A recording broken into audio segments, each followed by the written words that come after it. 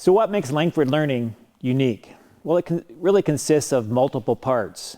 One of the problems that we see in not only classroom management, but also corporation management is people get stuck on fads over time. And people often talk about the fad of the day or the flavor of the month. And these are new concepts that come up and then those seem to pass over time.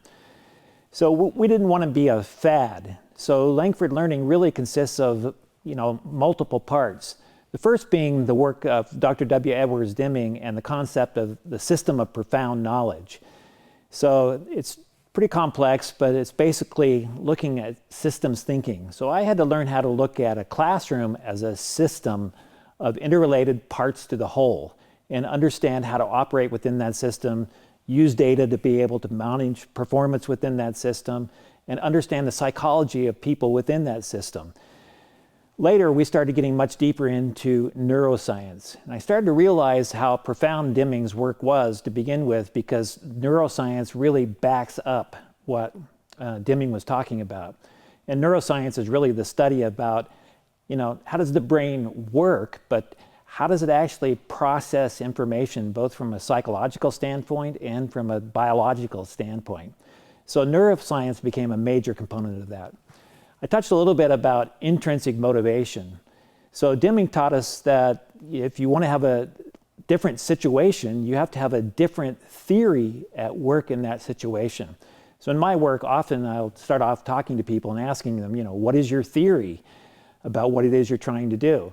And many times people don't have a well thought out theory of what they're trying to work through. And that actually leads them into what we call extrinsic motivation, using games, gimmicks, things like that that can somehow get a quick result. Instead, we teach people how to get intrinsic motivation. So basically, people have a joy in wanting to come to work every day, and they have a joy in the learning that they do. That led us to try to figure out, well, how do you do this?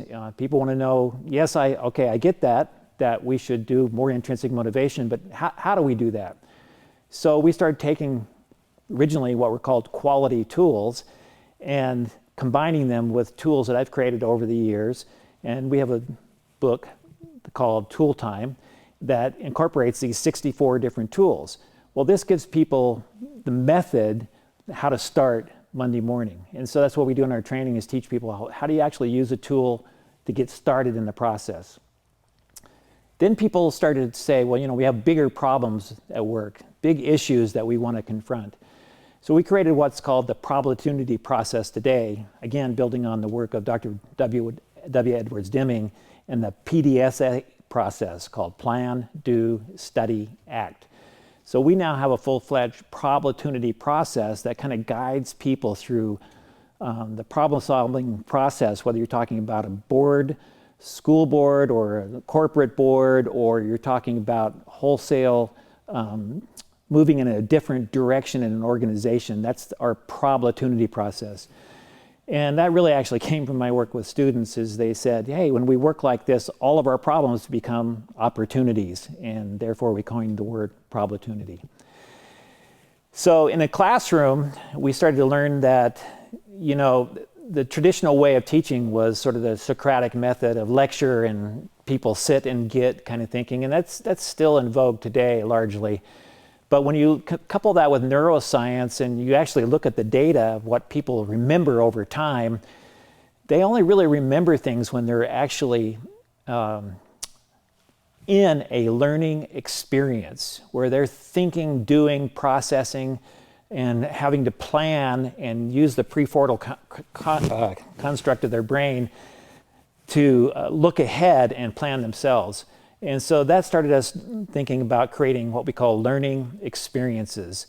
And these learning experiences actually draw people into learning.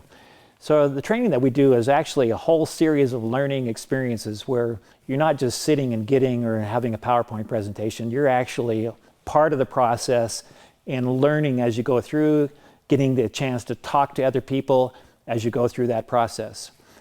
So that's a deeper level, or deeper look at what is Langford learning.